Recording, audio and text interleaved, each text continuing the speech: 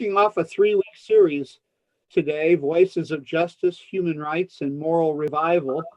So we're delighted to speak with scholar, author, activist Josh Ruebner. I'll say more about our other speakers as we wrap up today.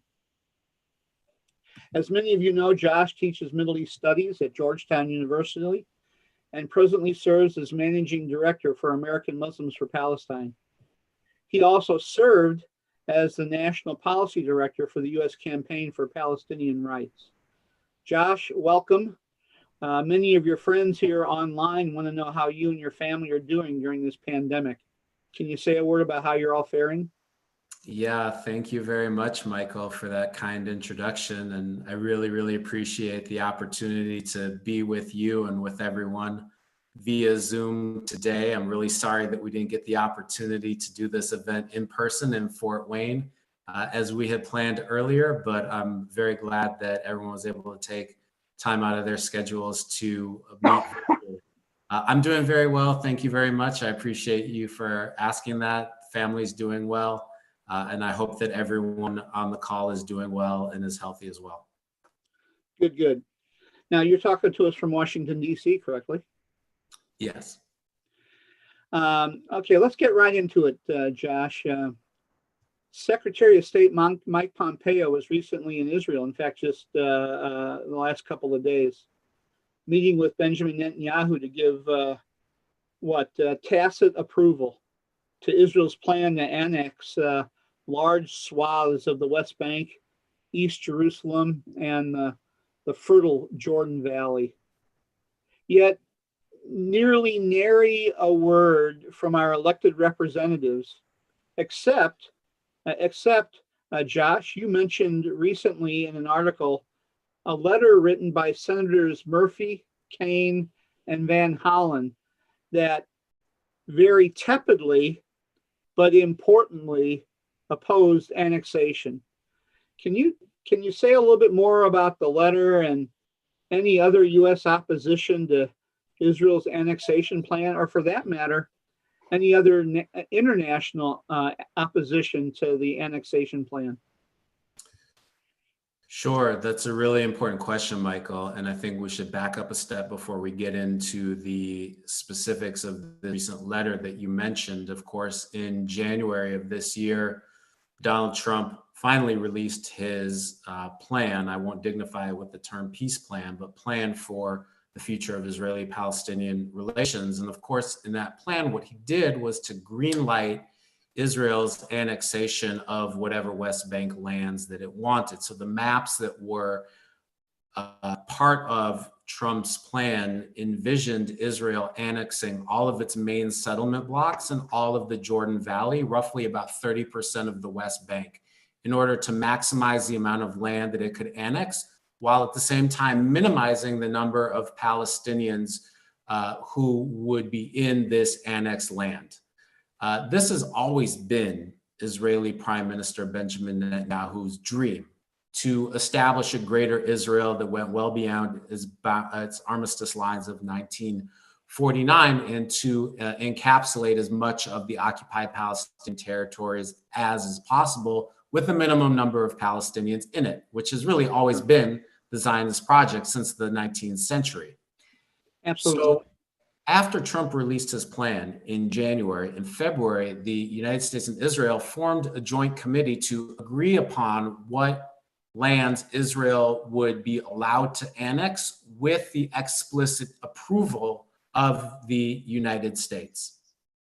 And this committee has been meeting very frequently to map it out. The U.S. side is led by U.S. Ambassador to Israel, David Friedman, who was, of course, one of Trump's attorneys before coming into this position and is an avid supporter of Israel's colonization movement in the Palestinian West Bank. So the fix is really in.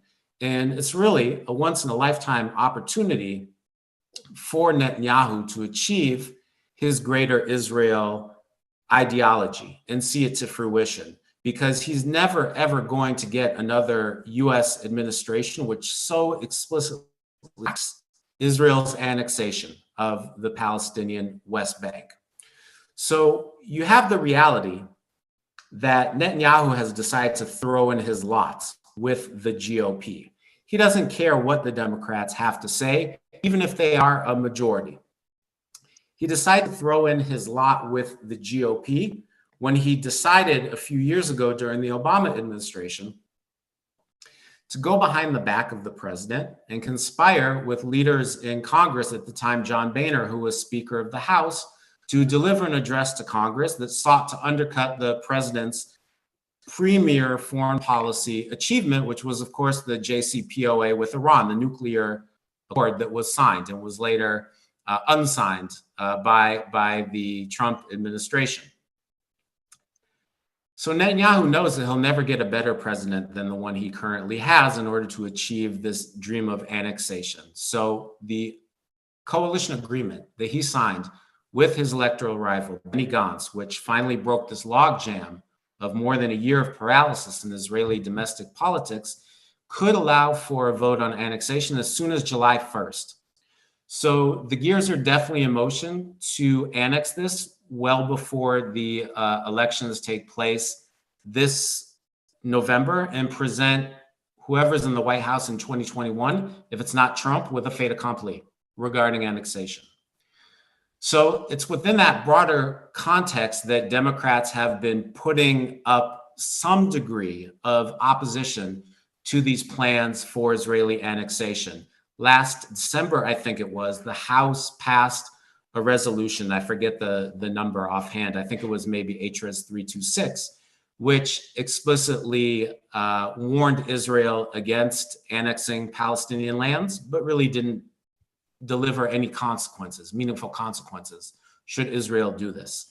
Yeah, The same type of thing is happening now in the Senate with a letter led by Senator Chris Murphy, Senator Tim Kaine, Senator Chris Van Hollen. Initially, there were some okay things about the letter. Initially, the letter said, well, Israel, you might lose US support for military aid if you annex Palestinian land. And you might lose Democratic support irretrievably. But under fellow senators and probably pro-Israel groups as well, they went back on that original language and made it even more bland than it was before. So it's really a big fat nothing burger right now, unfortunately. Yeah, and you even mentioned, and of course we know this, but a number of the Democratic senators like Ben Cardin, for example, from Maryland. I mean, my gosh, he not only wouldn't support the letter, but he's been all in, right, with Israel, one of Israel's most ardent supporters in the Senate. Yeah, absolutely. And it's important to remember that in the last Congress, Ben Cardin, the senator from Maryland, introduced legislation that would criminalize acts of boycotting for Palestinian rights. He introduced the Israel Anti-Boycott Act, which was sponsored by many other US senators and seemed poised to pass before the ACLU jumped all over it, because it would imprison people for up to 20 years and fine them $1 million if they coordinated with an international organization to promote a boycott of Israeli settlement products, for example. And for example, I mean, our own Indiana Center for Middle East Peace. I mean, we support BDS, and we've supported Omar Barghouti and others. I mean, we would be liable. That's what you're saying, correct? I mean, myself and an organization like ours, yes or no? Not exactly. Under the legislation, it was narrow. You had to actively coordinate and collaborate with an international organization like the UN or like the EU to promote the boycott of Israeli goods or even Israeli settlement goods. So this was at a time when the UN was constructing this database of corporations that were complicit in and profiting from illegal Israeli settlements in the West Bank. So the idea was that if you provided information to the EU or to the UN, to help them with their database of settlement products, you could be held liable under this law and face prison time. Fortunately, it was defeated. It was not passed. But this is the type of mentality that senators like Ben Cardin have, which is to protect Israel at all costs. And actually, just today, I saw that he released another letter, this one to Secretary of State Mike Pompeo, demanding him to criticize the International Criminal Court even more so than the Trump administration has done. Wow. Because the ICC is now investigating Israel over its potential crimes against the Palestinian people. We have a question, a follow-up from our friend Cliff Bennett asking about, well, if all this is true, what's the Palestinian response to the annexation? What can Palestinians do to respond? Well, I think that when we're talking about the formal response from the PLO, from the Palestinian Authority, they've been unequivocal that they're obviously opposed to Israeli annexation. I think the real question will arise as to what happens the day after annexation. Will the PLO determine upon a different course not to pursue a two-state resolution, since obviously annexation closes off the possibility of any realistic two-state solution permanently? And it's not reversible. Because, think about the history of Israeli land grabs. The land that Israel grabbed in 1948 during the Nakba and during its establishment was much more than was allotted to it under the 1947 UN partition plan. The 1949 armistice lines, Israel would never go back to what was proposed by the UN in 1947. Just as Israel occupied the West Bank in 1967, there's no way it's going back to those lines either. So as East Jerusalem has been annexed, as the Syrian Golan Heights have been annexed, whatever gets annexed of the West Bank, potentially in July, is not going to be relinquished in the future. It's over. So that really raises an important question for the future of Palestinian politics, whether to give up on the two-state paradigm and revert to the initial PLO paradigm that prevailed in the 1960s and the 1970s of supporting one democratic state based on equality between Palestinians and Israelis. We'll have to see whether an active annexation causes the active collapse of the Palestinian Authority, something that has been warned against by analysts for many, many years. It could very well trigger that type of dismantling of the PA, or it's just withering away. I have another one of my questions, Josh, but I want to try to fold in some of the questions that have been asked now on the chat, and I appreciate everybody's participation. So let me ask it this way: there's 7 million, give or take, Palestinians between the Jordan River and the Mediterranean, give or take. Mm-hmm. Given that this is sort of Israel's end game, annexing as much of the Palestinian land as possible with the least amount of Palestinians, what would the third intifada look like, or what would an end game look like? Is it a multi-leveled end game? Is it embracing the one democratic state solution? How does that get to be globally engaged? How does boycott, divestment, and sanctions, how does that play into it? In other words, what would be a multi-leveled response to Israel's endgame look like from the Palestinians' perspective? Mm-hmm.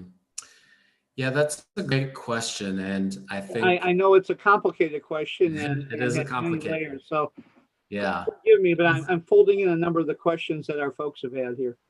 Yeah, that was a good job of amalgamating some of them, and it's a very apropos question, especially today, as we consider the fact that 72 years ago today, Israel declared its independence. Well, I was going to say I was remiss in not mentioning that we're commemorating, sadly and tragically, this week the Nakba, and in 2 weeks the second anniversary of the Great March of Return.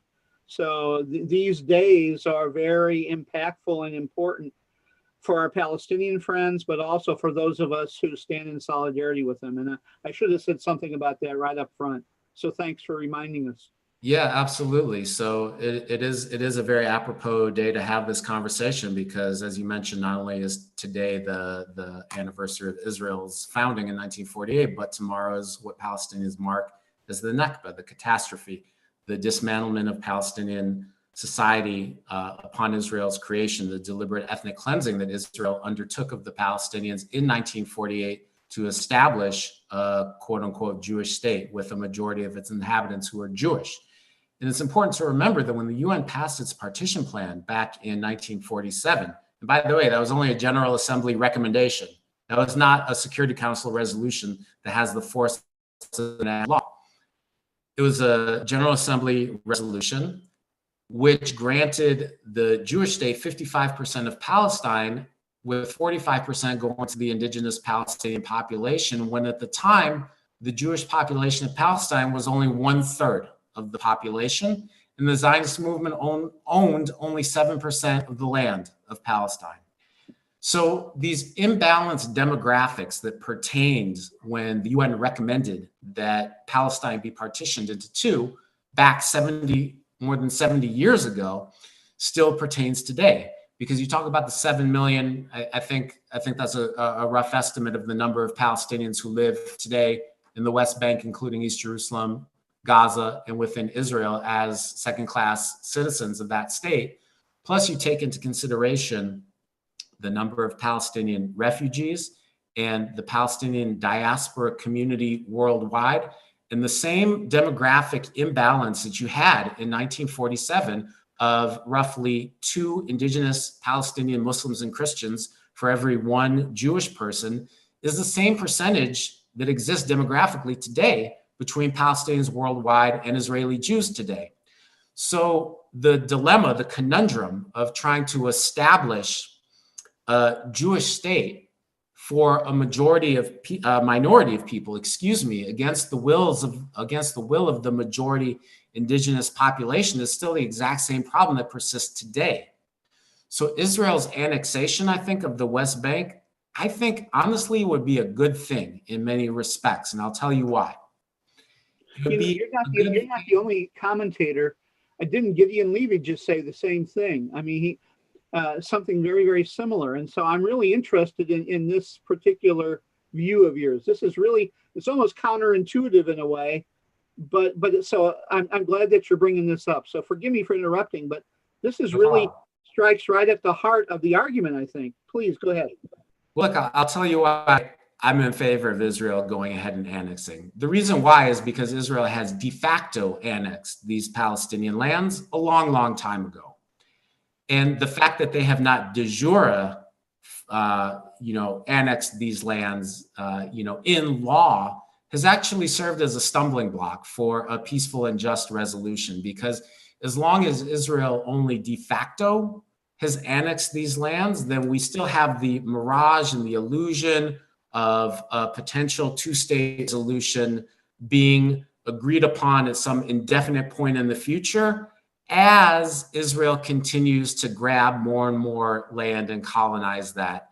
So what Israel's annexation would do would be to provide a lot of clarity. It would be an inflection point. It would be a wake-up call to people around the world who have sort of hidden behind the facade and the mirage of the possibility of a sovereign Palestinian state emerging, which was, of course, never Israel's intention to allow, to enable a more realistic assessment of the politics between Israel and the Palestinian people. And it would drop the scales from people's eyes and I think really make many people around the world aware that Israel is an apartheid state and has always been an apartheid state in terms of its policies toward the Palestinian people since 1948.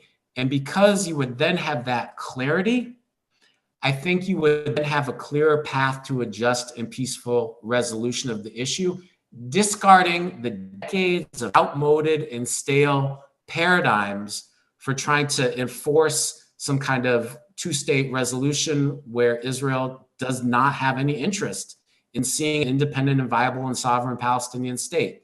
It will clarify the situation. And, look, as a person in the United States, it's not for me to say how Israel and the Palestinians should work out their issues. That's not my call.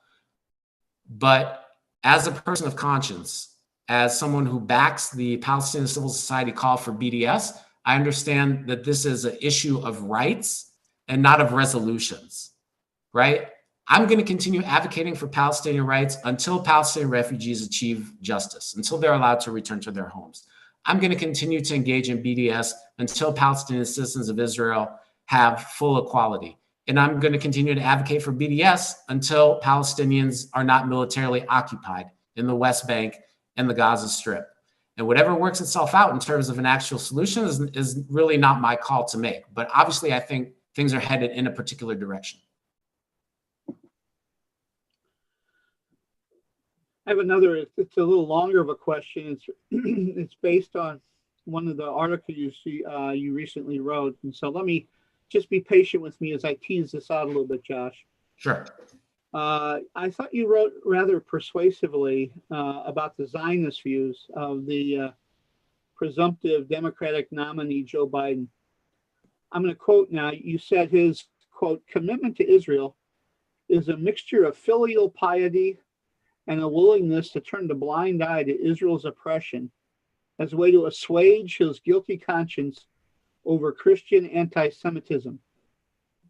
So you said that, and then yet at the end of your essay, you suggest, and it's ever so tentatively, that perhaps he's, quote, a shape-shifting, unprincipled politician who might be willing to, quote, flip-flop on Israel and the Palestinian people if he feels the pressure to do so from the base of his party and a growing contingent of Democratic members of Congress pushing for change.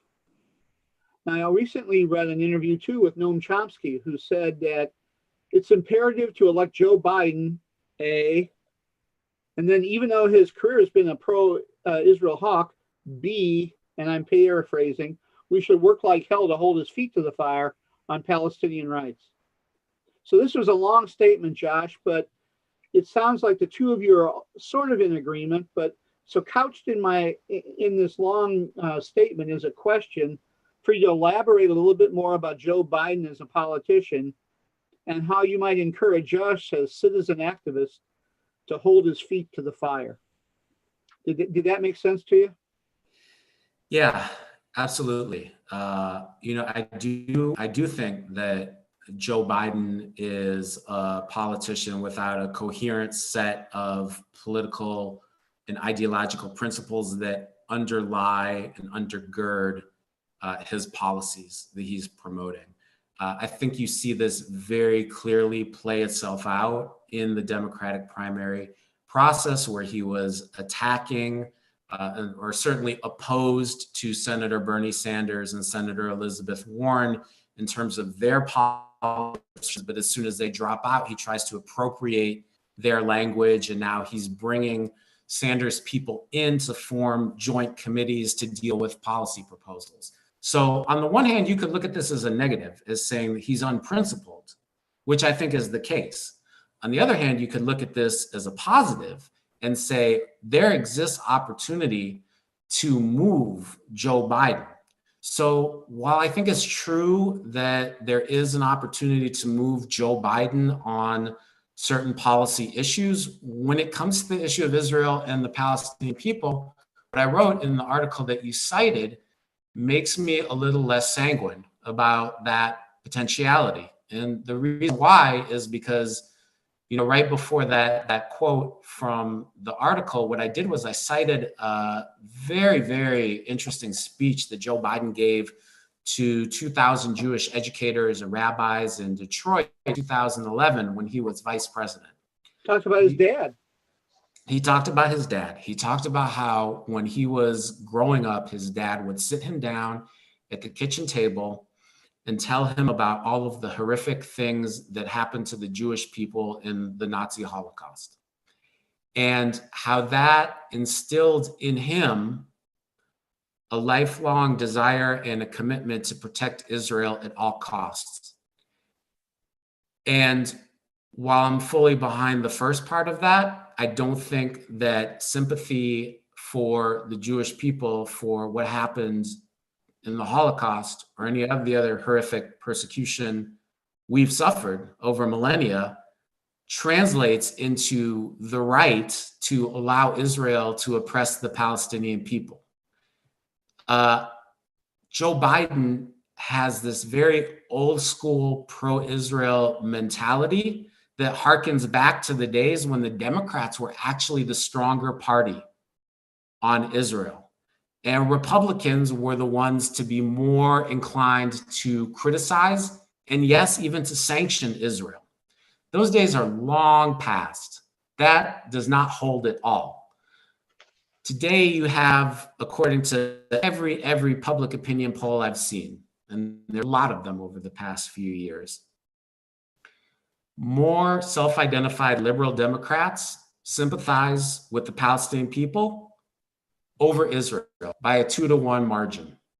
60-some% of Democrats want to impose sanctions against Israel in order to halt its colonization of Palestinian land.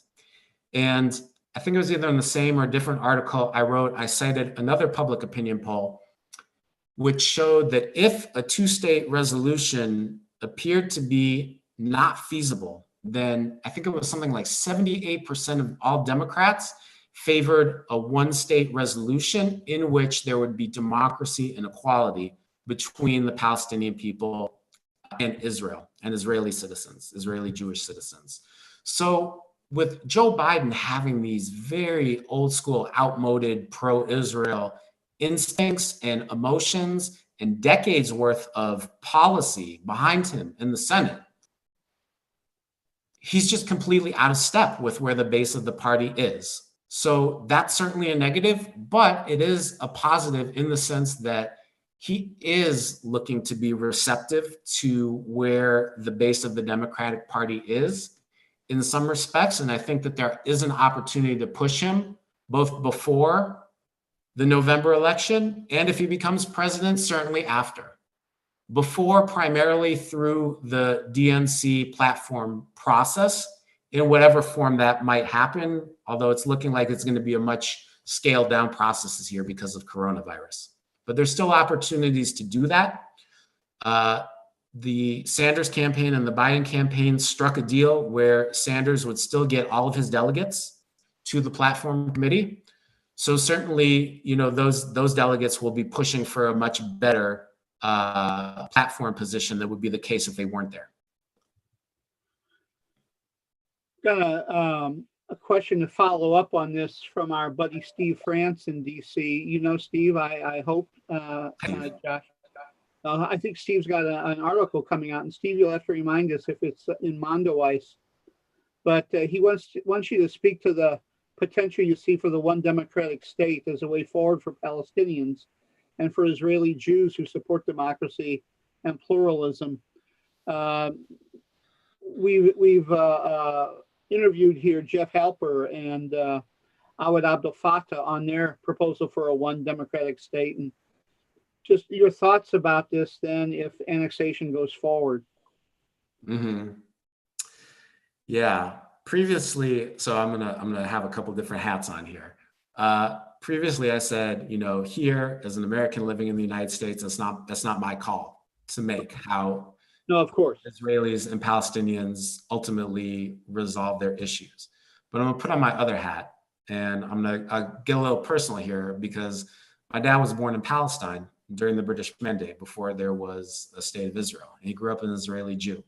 So I have Israeli citizenship based on he being born there.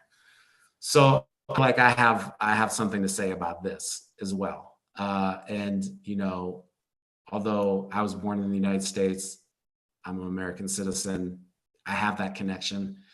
And since I've come to an understanding of the fundamental issues between Israel and the Palestinian people, I've never thought that partitioning the land of Palestine into two makes sense from a historical perspective, from a demographic perspective, from a religious perspective, from a justice perspective. I think it makes more sense to figure out some format in which Palestinians and Israeli Jews can live together as equals, with one not dominating the other in any way. For me, that's the more just and fair and humane thing to do. It can't be acceptable to have any type of resolution to the issue that leaves out the majority Palestinian people who are refugees, not allowed to return to their homes. There can be no settlement, no resolution based on that injustice taking place. So for me, even the idea of establishing a fully sovereign, viable Palestinian state in 100% of the occupied Palestinian territories is not enough to attain a just resolution to the issue, which is why I'm in favor of Israel annexing, because I think it hastens a just resolution along the lines of what I mentioned.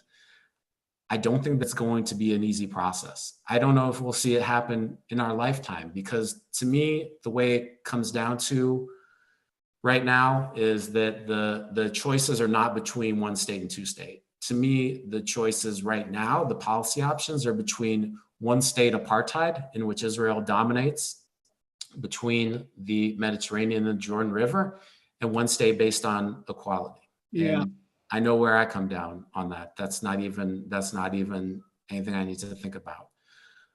But I think it will be a very difficult transition. I mean, look, South Africa had some modality of apartheid rule for 4 centuries before they transitioned to democracy. Even though apartheid was formalized in 1948, ironically, in terms of our conversation. So I don't have a crystal ball. I don't know how long it's going to take, but I do think that is certainly shaping up to be the only fair and just solution, and the only just resolution, the only possible resolution that Israel has left open now that it's going ahead with annexation. Yeah. One of the things that Jeff Halper always cites is that, they really need Palestinian leadership, and that's what Awad and some of their colleagues, some of the Palestinian colleagues, provides for the one democratic state. But the Palestinians always say that they're afraid that there's that they're being suckered into agreeing to the one state that's going to end up being apartheid, and they're going to lose out even more. So it's one of the comments here say Palestinians I know still hunker down for their own independence. It's hard for them to give that up because of people like Dan Pipes, with the demographic threat. More Arabs will start to seek full citizenship, and so this one state will be one apartheid state, not one democratic state, and that's Palestinians are rightly concerned, right? That they're not buying a pig in the poke, as it were.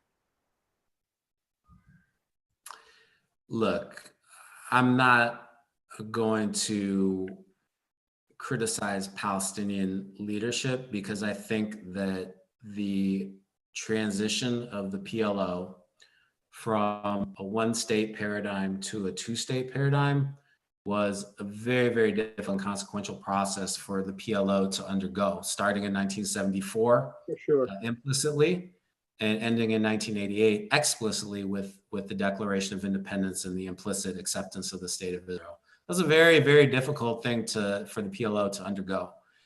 And the PLO has obviously been firmly wedded to a two-state since 1988, and it's difficult to change course. It really is. And especially with the contraption, I'll call it the contraption that has been established through the Oslo Accords of setting up this Palestinian Authority, I really see as being the perfect mousetrap that Israel and the United States have built for Palestinians, because they've created vested interest in the perpetuation of this Palestinian Authority, both economic and political, which is why if Israel and the United States and the international community want the Palestinian Authority to remain in place, there's a good likelihood that it's going to remain in place because of those vested interests. So, it's a very, very difficult situation, but I would definitely push back on the notion that there is no Palestinian leadership. I think that we have the leadership through Palestinian civil society.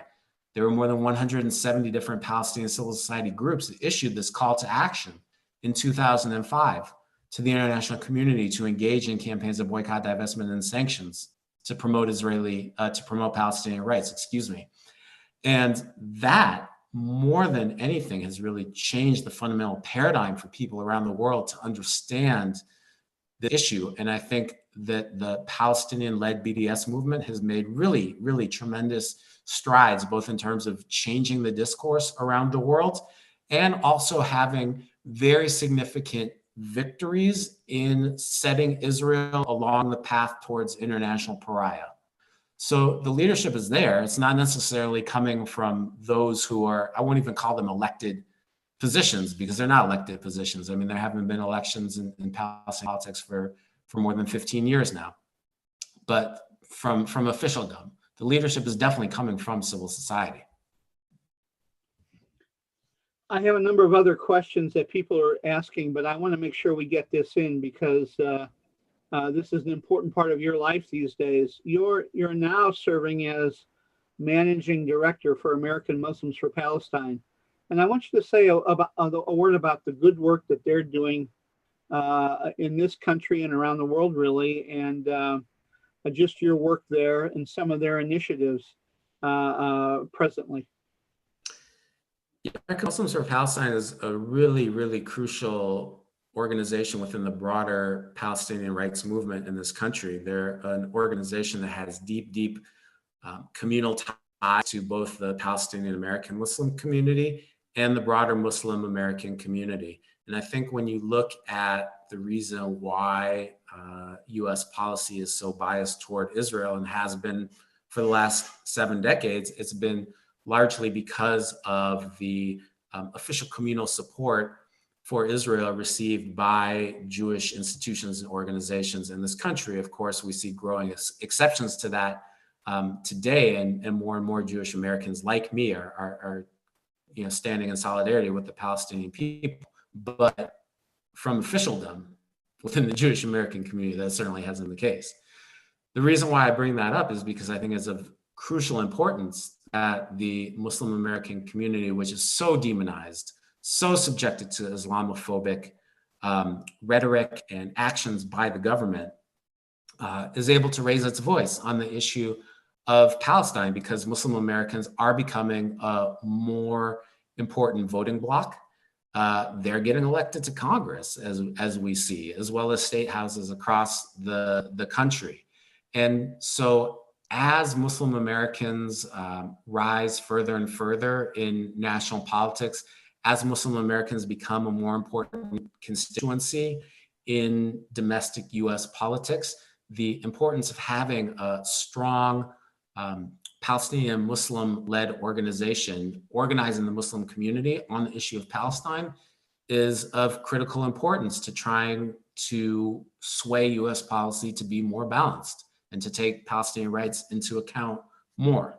So, some of the things that AMP does, for example, is that it holds the largest Palestine Lobby Day every year. This year, we were expecting probably about 750 people, mostly Palestinian Americans, but also allies as well, to come to Washington, D.C. in late March and to hold Lobby Day. We had many, many meetings with senators and with representatives directly.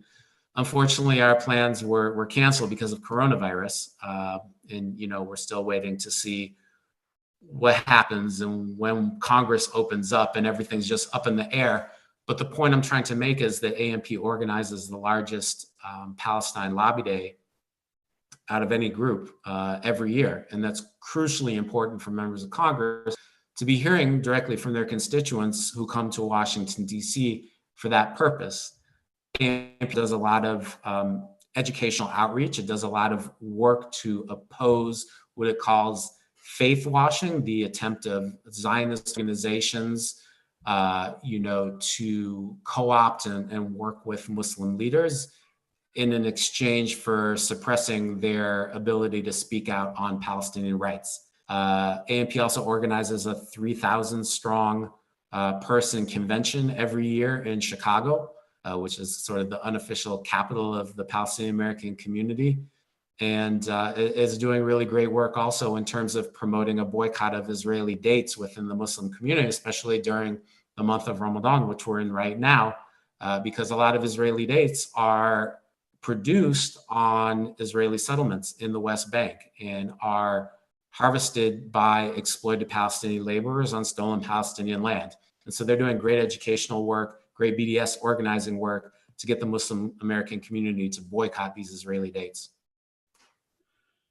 I had a question similar to this, but we've had 3 or 4 folks want you to weigh in on the EU, and the latest is from our friend Mark Braverman. So let me just read his question to you.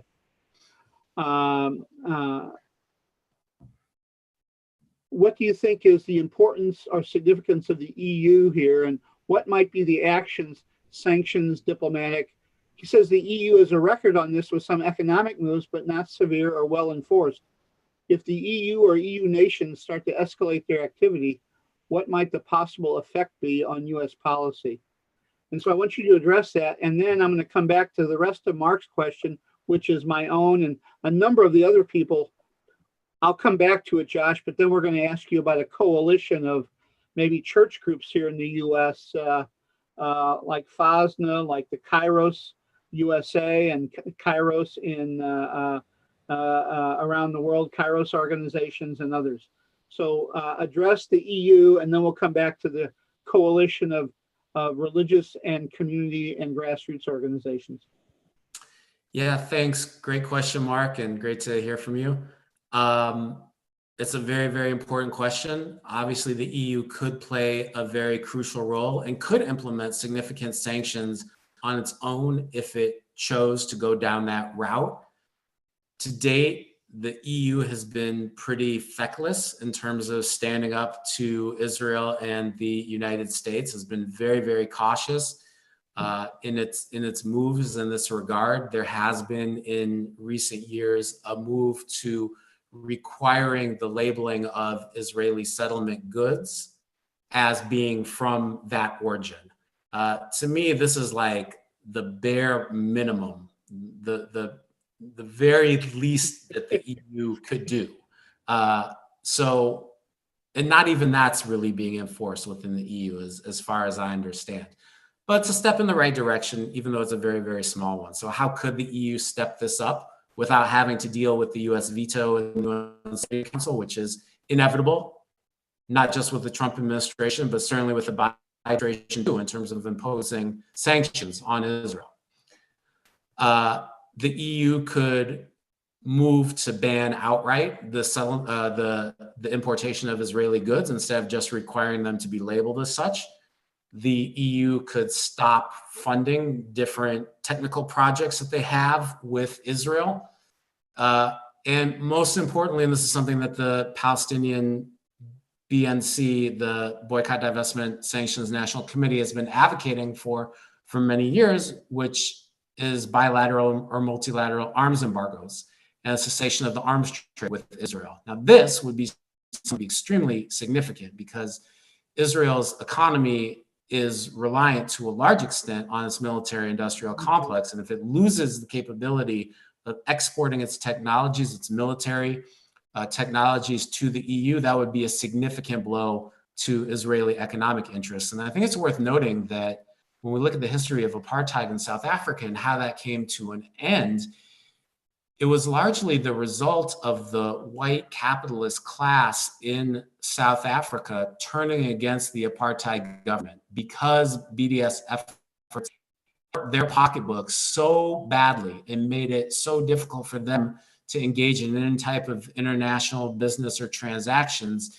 They're the ones who really turned on the pressure on their government to dismantle apartheid. Of course, that is not at all meant to discount the enormous impact that the ANC had in leading that freedom struggle. But certainly that was the dynamics of the politics within the white Afrikaner community there in South Africa. And I think that when you look at Israel, you could foresee a similar thing happening where the capitalist class within Israeli Jewish society simply turns against its government and saying, we're hurting too much in the pocketbooks. We can't keep this up. You're killing us. We have to move towards democracy and equality. Wow.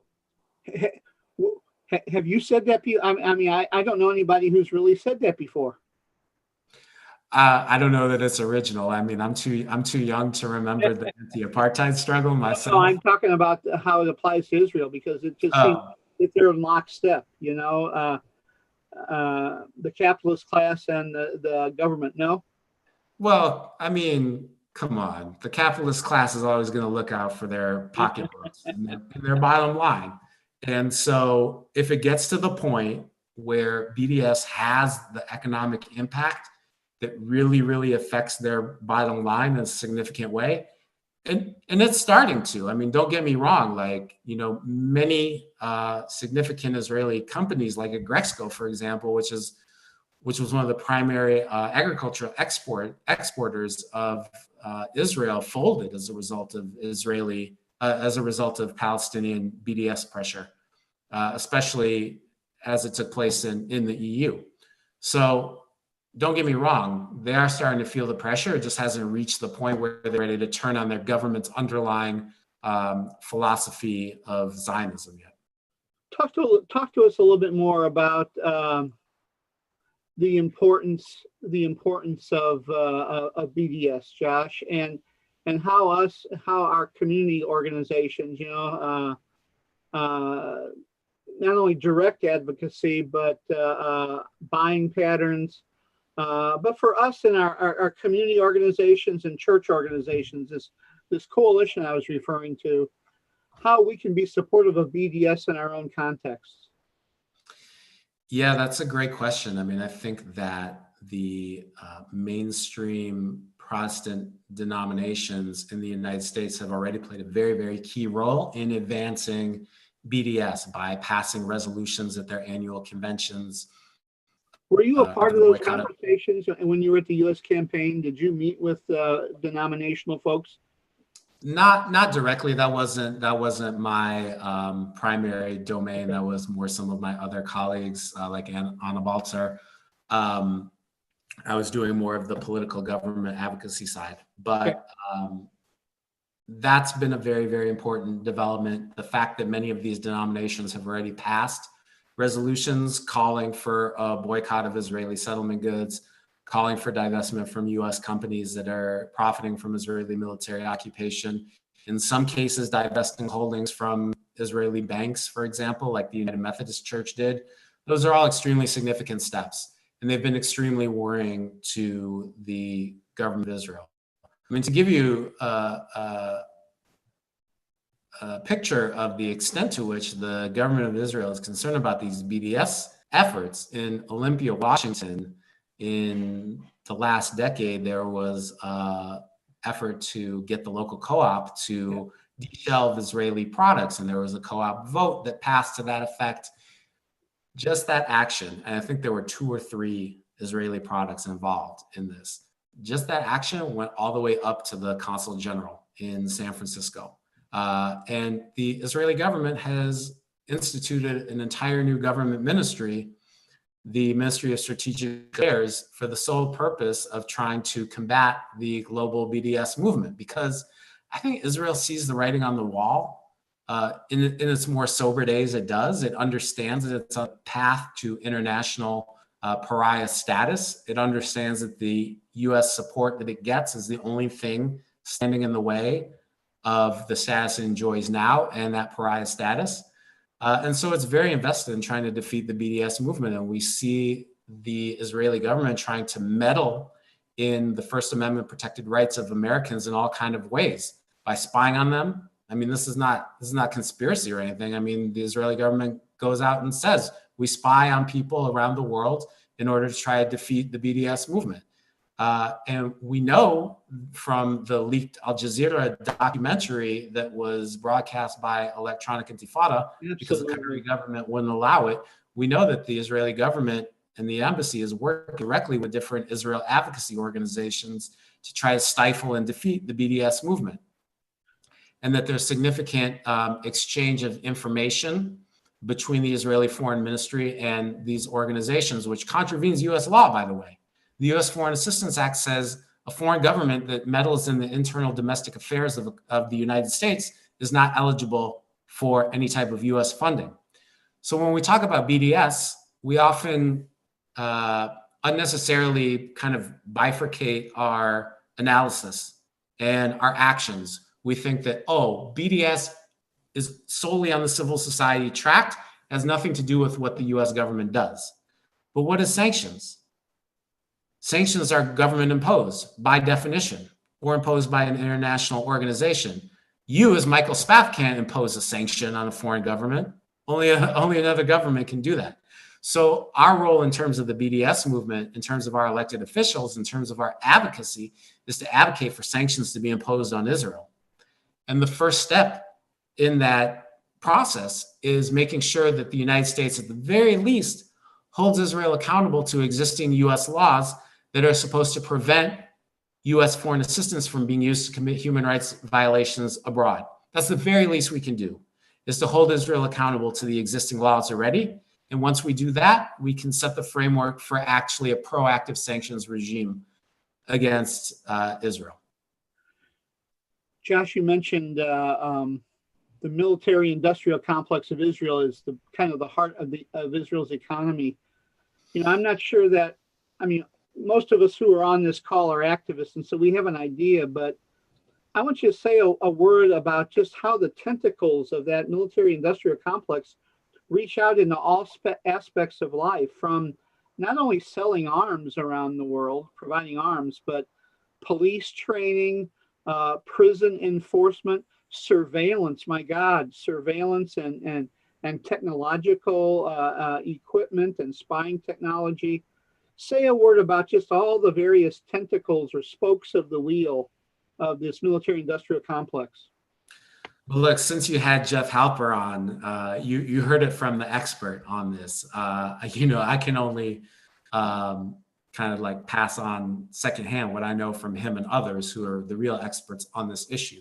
But yeah, as you mentioned, it goes well beyond the export of weapons. You know, Israel, actually, drones were invented in Israel in the 1970s. And Israeli drones compete on the international market with US drones for that very, very growing segment of surveillance.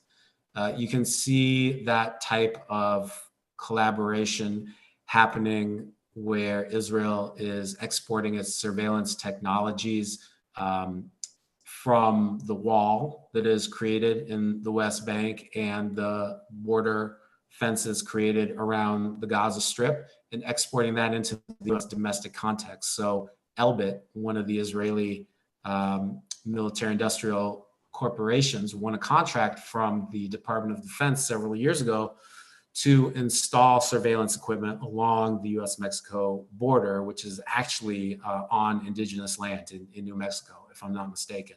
So look, it's not a conspiracy. I mean, companies which make surveillance equipment, which make weapons, they sell to anyone and everyone who their government will allow them to sell to. And it's no different with the US military-industrial complex here. The last time I looked, Israel was the number 5 leading exporter of military arms and surveillance equipment in the entire world. So it's a very, very advanced industry, even though there are certain things that Israel is reliant upon for the United States and its military aid in order to get, especially the things like fighter jets, attack helicopter gunships, tanks, things like that. Those are produced by the United States, exported to Israel, along with things like guided missiles and so forth. I want to return to Joe Biden again, Josh. You talk about his devotion to Israel as sincere and almost mystical. You know, it occurs to me that he's not so dissimilar to many of the folks, the non-Jewish folks that we out here in the heartland deal with in our own context. You know, many non-Jewish folks whose Zionism isn't ideological. I mean, for many it is, but a lot of folks in churches, for example, it's not so ideological as it is just a confusion between an appreciation and respect for the Judaism that they learned from their Sunday school teachers, you know, and an unreflected upon support for the state of Israel, right or wrong. And I'm wondering, in your advocacy on Capitol Hill, can you give a sense of the ratio of ideological Zionists who are just, maybe because they're Christian fundamentalists or Jewish Zionists, and those who just are non-ideological, unreflected upon Zionists? You know what I'm saying? It's hard to quantify that, I would say. Joe Biden is a self-professed Christian Zionist. Yeah. His type of Christian Zionism, I think, is not reflective at all of where most of the base of the Democratic Party is. I think today in the Democratic Party, most of the support you see for Israel is coming from Jewish Zionist members of Congress and not Christian ones.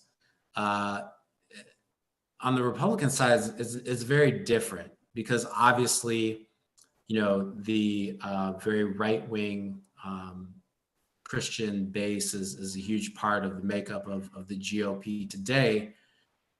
And you have some GOP members of Congress and people in the Trump administration who are obviously just have absolutely nothing to do with religion whatsoever, trying to wrap themselves up in that mantle, and playing to the Christian Zionist card as part of that charade that they play.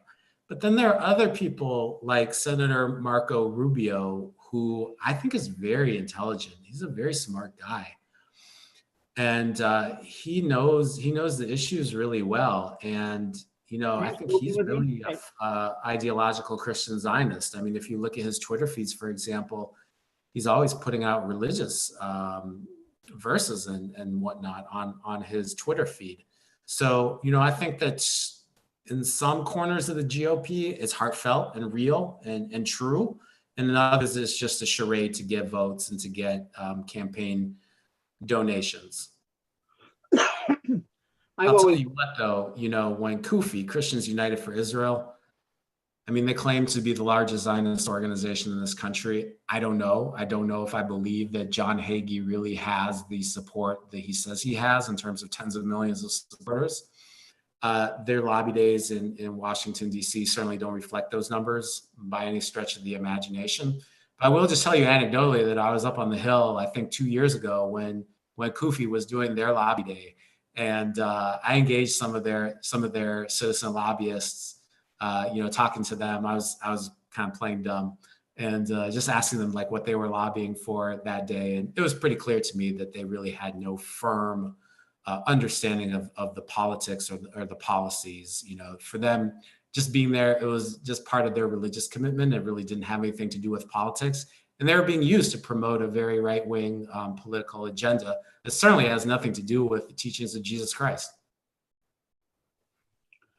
So you've been touching on this as we've talked throughout this hour, Josh. But you've spent a lot of time on Capitol Hill. When Terry and I were in D.C. in February, I mentioned to you that I always thought of Congress as occupied territory.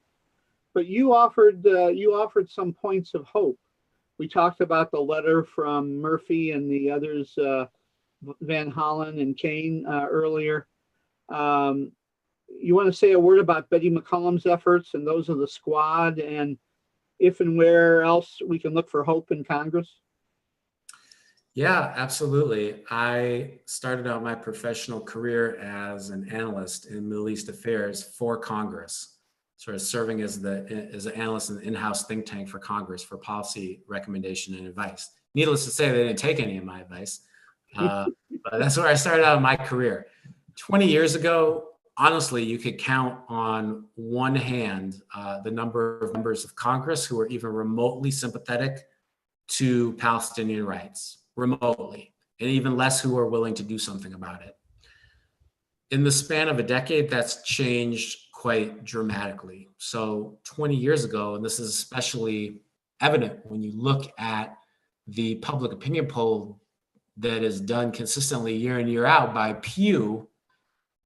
There's been a dramatic partisan shift on thinking between Israel and the Palestinian people, between Republicans and Democrats over the past generation. So 20 years ago, your partisan affiliation had absolutely no predictive value in terms of how you related to Israel and the Palestinian people. Similar number of Democrats and Republicans supported Israel over the Palestinians. And those numbers, there are very, very small numbers of those who sympathize with Palestinians amongst either party. That is fortunately not the case anymore today. And we've gotten to the point where there's, I think, really an irretrievable chasm between Democrats and Republicans on this issue. And I think this is great. I think as long as support for Israel was seen as a bipartisan consensus, there was no room on Capitol Hill to do this work for Palestinian rights. But the fact that you have the base of one party being much more sympathetic to Palestinians than to Israel, while at the same time Republicans have become more and more ideologically in step with Israel, this has created a rift. So the way that Israel's dealt with on Capitol Hill today, it's not quite like women's reproductive health issues, but it's getting to that point in terms of a partisan divide, or gun control, for another example. I think it will get there. And I think that we can help drive that process by supporting members of Congress who are doing enormously important work on this issue, like Representative Betty McCollum of Minnesota, who was the first member of Congress ever to introduce legislation that proactively supported the human rights of the Palestinian people by introducing, in this Congress, it's HR 2407, which would mandate that Israel not be allowed to spend a single dollar on its detention and prosecution of Palestinian children in a separate and unequal military judicial system. It also calls for funding for the emotional rehabilitation of Palestinian children who in many cases have experienced physical violence under Israeli military judicial control, and sometimes sadly amounting to torture. It's a really path-breaking resolution. It's obviously not going to pass in this Congress, but I think it's creating the conditions to say that it's okay to come out and to support Palestinian human rights, and that you're not going to lose your seat over it. Betty McCollum is not going to lose her seat because she's outspoken in support of Palestinian rights. In fact, she gets a lot of support from her district because of that. Some of us met her and heard her at the U.S. campaign meeting in St. Paul, and you were there and ushering her in, I think, at the time. She appears, when she first started speaking, she appeared to be a very genteel, almost a lady from a prior era. And yet she's as tough as nails, isn't she, when it comes to not only this issue, but other issues in her platform. I mean, she is really she's a very principled, strong force for children's rights, Palestinians' children's rights, and Palestinian rights in general. Absolutely. And, of course, you mentioned the squad earlier. I think that's an incredibly important development where you have this cast of new incoming, extremely progressive women of color into Congress. And they're at the forefront of advocating for Palestinian rights. And when we look at the demographic changes within the United States, and we understand how people of color are becoming more and more important bases of the Democratic Party, and how progressive ideas are overtaking the sort of corporate centrism of the DNC of the 90s and 2000s, I think the writing's on the wall in terms of the future politics of Democratic members of Congress will be. I think right now we're seeing really important challenges to old school Israel advocates on the Democratic side, such as Representative Elliot Engel and Representative Steny Hoyer in Maryland. They're both facing primary challenges for the first time in many, many years. And their challengers are openly castigating them for their support for Israel and openly embracing Palestinian rights, because not only is that their principles, but they understand that that is what the base of the Democratic Party wants to see. So it's incredibly, incredibly important development, a promising development, I think. And let's not discount what happened during this crazy 2020 Democratic primary process. I mean, obviously, none of us expected it to take place under conditions of quarantine. But before all the other candidates dropped out, it was exactly Representative Lipinski was also defeated. That was an amazing thing that happened in the primaries, because he was a primary example of a conservative Democrat in a district with a significant Palestinian American population who nevertheless still took on the pro-Israel orthodoxies. And yes, he was primaried and he lost in the primaries this year. So that's another great example. Thank you for mentioning that. But let's also not discount what happened in the Democratic primaries this year. 2016 was very important because for the first time you had a candidate, Bernie Sanders, out on the campaign trail, speaking in support of Palestinian rights and getting applause for it at Democratic debates. And that was a huge marker. And that was the point when Bernie Sanders realized not only that advocating for Palestinian rights was the right thing to do, but that he was going to get support for doing it and distinguish himself from other candidates for taking that position. So what did you see happen this year? You have Bernie Sanders, Elizabeth Warren, and Pete Buttigieg, who is certainly no progressive, Indiana's own, all adopt the idea of conditioning military aid to Israel as part of their platform. This, I think, is unprecedented in U.S. history. You could go back to 1956 and Eisenhower's reelection, and you can say that, Eisenhower ran on that platform too, because he actually sanctioned Israel a few days before his reelection in 1956 after Israel invaded Egypt, but that's another story. And that really had nothing to do with the Palestinians. But it was really unprecedented for candidates on the presidential campaign trail. And I looked this up. I said, maybe Jesse Jackson did this in 84 and 88. And I went back and looked at it. No, Jesse Jackson did not advocate for sanctioning Israel or conditioning military aid to Israel. In fact, the opposite. He was giving interviews saying how great of a thing it was for military aid to Israel to flow. So it was really, really unprecedented what we saw in the primary this year. And I really think it's a harbinger of where things are going within Democratic Party politics. Josh, I'm going to let you have the last word, but before I do, I want to condition your last word, though. A number of us, Steve France, your friend, is involved with FOSNA in Washington, D.C. Mark Braverman, Kairos, USA. Our buddy Fahad Abu Akel from the Atlanta Joining Hands for Justice in Palestine-Israel in Georgia. And a number of other folks are involved in these grassroots, religious, but also more broadly community organizations. And so in your last words to us in a few minutes, I want you to give us our marching orders, at least your perspective, strategic action we can, strategic action that we can do in our own context. But before I turn it over to you, Josh, I want to just remind all the listeners that this is the first of 3 interviews in our series, Voices of Justice, Human Rights, and Moral Revival. Next Wednesday, May the 20th at 2:00 in the afternoon Eastern Time, we'll be hosting Reverend Dr. Liz Theoharis of the Kairos Center in New York and co-chair of the Poor People's Campaign with Reverend William Barber. I was just in touch with Liz last night. She'll be talking about the Poor People's Campaign, obviously, and especially the Poor People's Moral March on Washington, which will take place virtually now on June the 20th next month.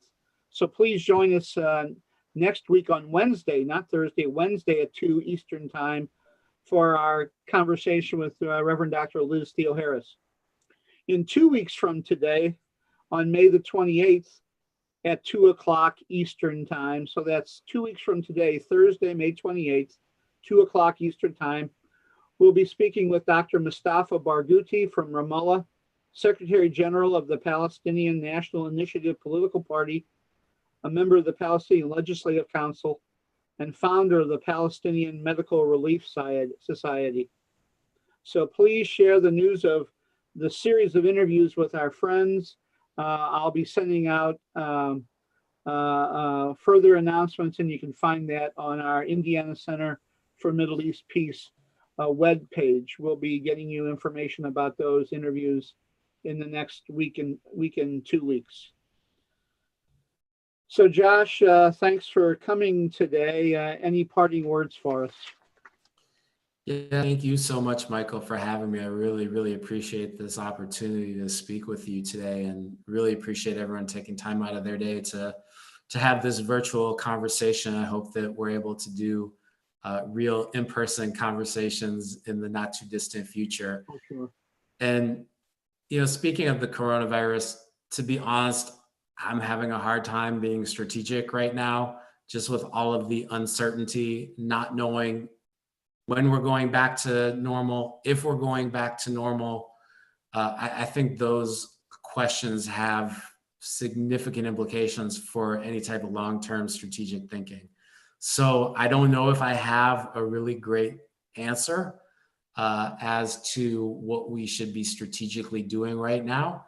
But I will say that there are many, many opportunities within your local context to be involved currently in a strategic way. So I think a lot of it depends on where you sit and what institutions you're a part of. If you're part of a church, I think there's a lot of work that can be done both at the local and the national level.